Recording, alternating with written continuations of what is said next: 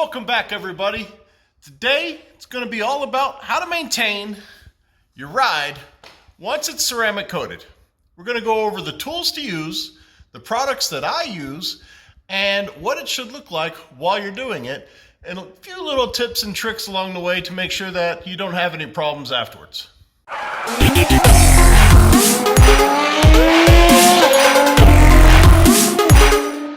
Okay, so a few of the tools that I use and a few of the products that I use pretty much all the time while I'm cleaning, like let's say in this case a motorcycle, I'm going to show you. Pretty simple. First off, you're going to want your headphones because it's going to be loud depending on the type of pressure washer you have.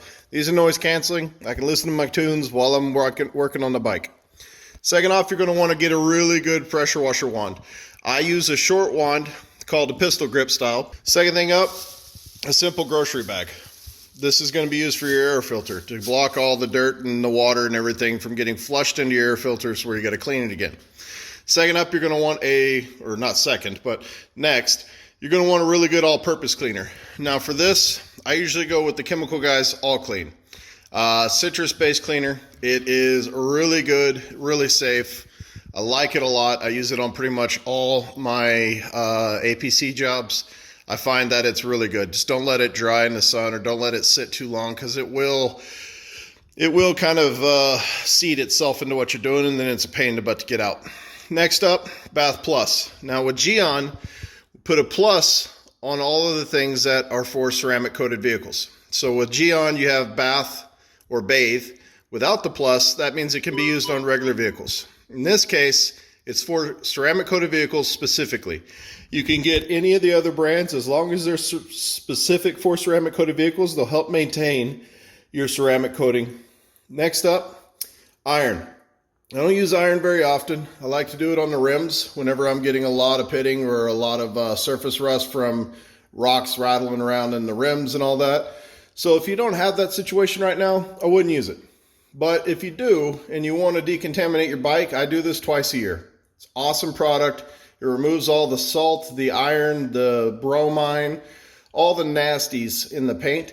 It's a chemical way to take it off. Next up, Harley boot marker. I'm married. My wife puts her feet on the pipes every now and then, melts her shoes. It is what it is. This stuff is actually very good for taking it off. It's not a paid product placement for any of these products, by the way. It's just, this is what I'm going to use for my Harley.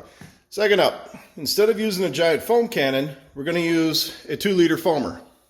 So we're going to put hot water in here, filled up to about here.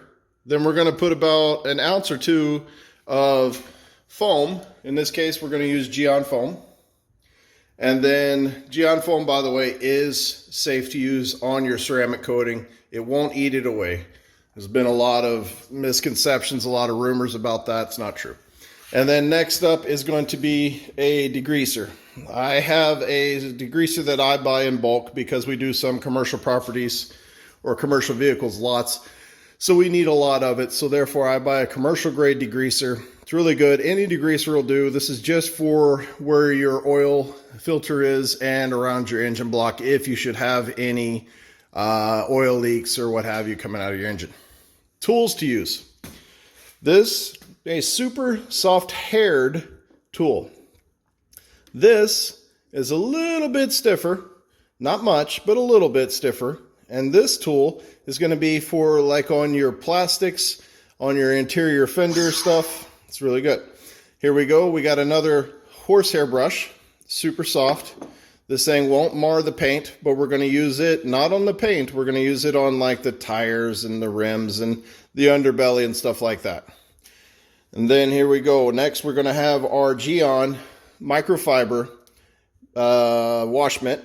That thing is deadly clear, or deadly soft rather, and I love it a lot. Lastly, you're going to want a nice rag. Again, we're sticking with the Geon stuff because, well, that's why I use them. They're good.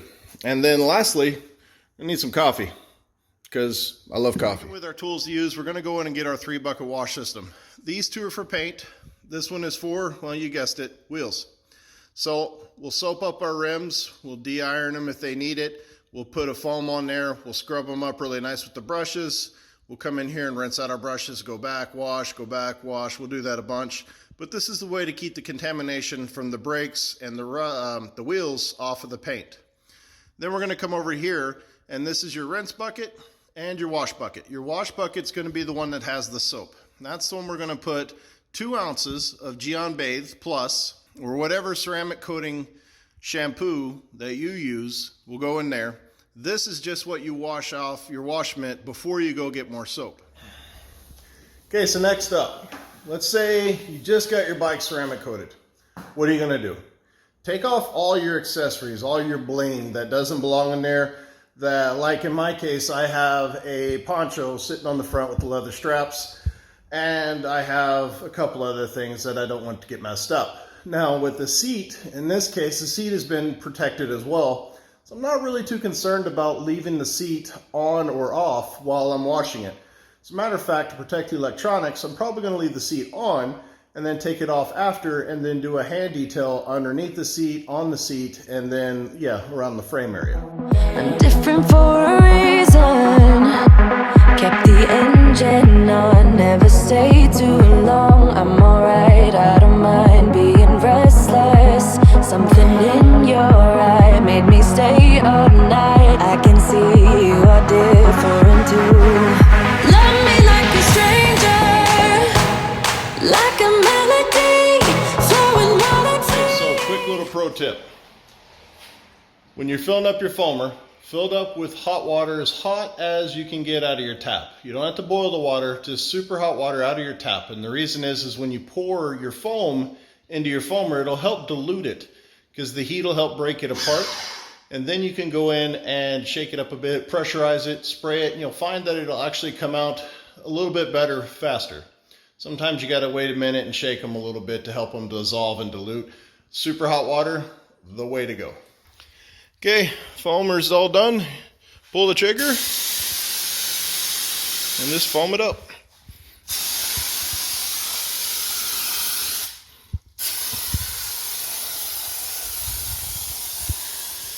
Okay, now I'm just going to have to keep pressurizing it and keep doing it because it's not meant to be a constant foam all the time. Obviously, the air pressure is going to wear out over time.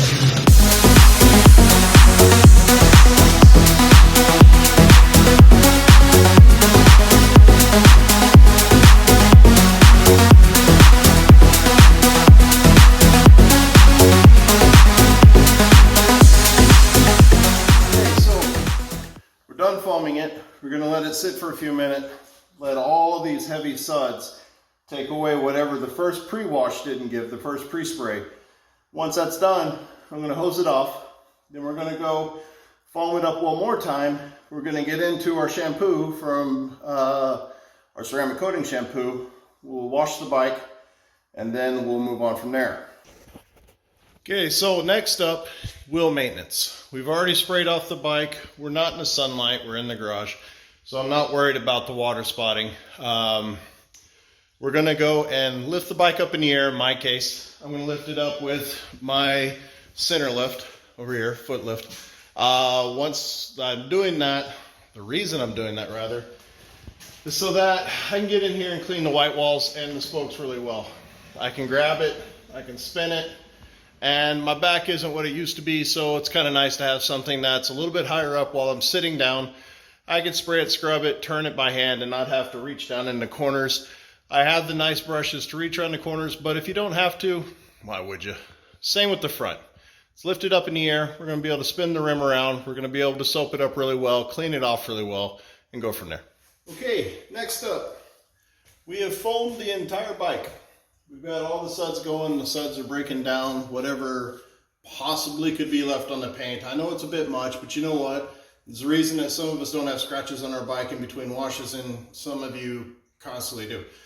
That's okay. That's where people like me come into place, and we love polishing your bike, so thank you. But anyway, we're going to move on to our next process, which is our ceramic coated shampoo to help maintain the ceramic coating. So what this one is Geon Bathe Plus. You can also get all kinds of other brands like G-Technic. Well, to be honest with you, CarPro has a good one as well. There's a bunch of different brands. I only use a couple just because, well, that's pretty much all I like, the CarPro and the Geon brand. But anyway, remember, you're looking for the plus sign with Geon. If you don't have the plus sign, it's just a regular shampoo. It'll do a good job. It just won't help maintain the ceramic coating. So we're going to put 2 capfuls of this in warm water in your 5-gallon bucket. I've already done that, so we're going to skip to the next section. By the way, little helpful thing to know, tip if you want, your ceramic coated shampoos are not going to foam up like your regular shampoos. They're not designed to, they're not meant to. They're meant to wash your vehicle, maintain the ceramic coating on your vehicle, that's it. So the SiO2 is built into this, what doesn't allow for a lot of sudsy, crazy, foamy goodness. So if you're looking for that, you're definitely not going to get it. Nothing wrong with the product, it's just that's what it's designed to do. I've had that happen more than once. People called me up and said, hey Lance, we went to your Amazon store, we bought some product. It's not foaming up like a normal shampoo will, what's going on? You explain it to them and they're like, oh, makes sense. So anyway, I'll show you what I mean. We're gonna foam up the bucket now. I've only got about half a bucket of water in there. So I used only 1 capful of this because I don't need a whole 5-gallon bucket.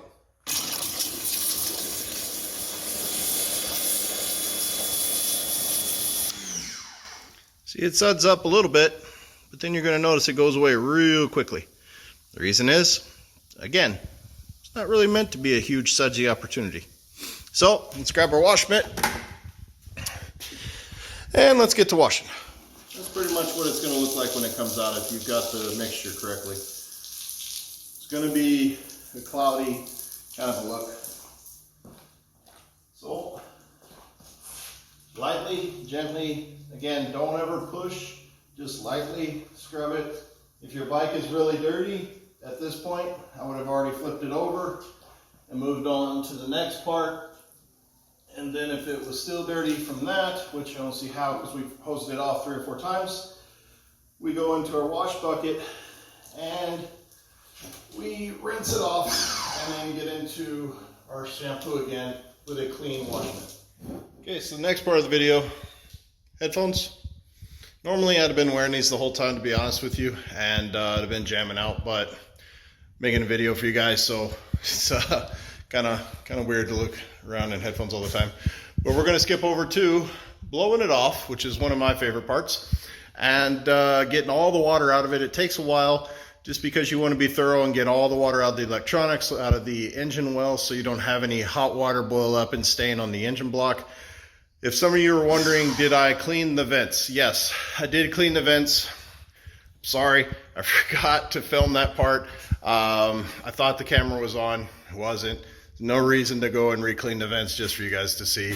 It's pretty self-explanatory. That black bristle brush, all-purpose cleaner, get in there and just scrub in between all the stuff. That's it. So let's blow this bad boy off and let's get to the final step after that. Okay, so the entire bike has been blown off now. The whole thing is cleaned up to the nth degree, as always. Next up, we're going to show you guys some of the products that I use on different vehicles to help maintain the ceramic coating, the shine, or just the ceramic coating. So first up, you got your P&S Double Black Bead Maker Paint Protection. This stuff works wonders. Really good product. Does really well. Life expectancy on this is around 3 months. Next up, you have your Tax Systems Quartz Max. It's a silica spray. It contains 5% of SiO2. It's going to give you a high gloss. It's about a 1-month product. Then if you want to go into here and not really have anything for your ceramic coating maintenance, but you just want a nice quick detail spray, so that way in between your shows or in between your washes, if it's like a little show truck or something, or a show bike in our case, and you don't want to really get it dirty, this is a nice thing to spray on it and give it a nice luster, pull out a nice shine. These two are from Geon as well.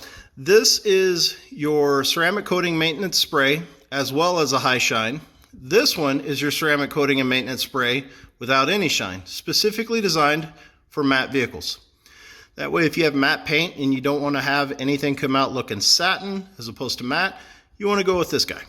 And then we're going to move on to our engine block. Now, I only use this kind of a spray. This one's made from Chemical Guys.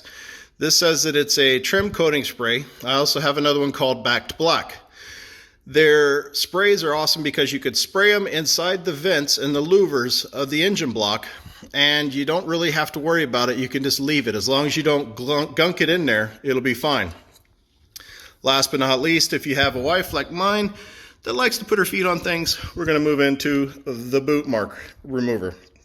You're going to put a little bit on here, a little bit on the metal, and then we're going to go straight back and forth motions and then remove any boot marks on there, and it'll remove the rubber or whatever on there and give us our shine back and give us our clean chrome back. So anyway, there you go. So I'm not going to show you guys me wiping this stuff on the paint. Doesn't make any sense to me. I think you know how to spray stuff on, wipe it off, flip your rag over, buff off the excess, and come to a nice high luster. Whatever product you use, completely your call. On this bike, it was coated in Geon, therefore I'm going to use a Geon spray. In this case, I'm going to use Geon Cure because I want to maintain the ceramic coating on this bike, and we've just done a deep maintenance wash, and I want to make sure that everything has the opportunity to reinvigorate the ceramic coating. Now, my next ride that I'll do when I come back, I'll hose it off real quick. If there's nothing on there, I'll give it a quick detail spray and it'll be fine. I won't use Cure again. But that again is our in-between washes. If you guys like what you saw today and you want to keep up with all of our videos, please hit the subscribe button. We'd love to have you in our videos, and would love your comments.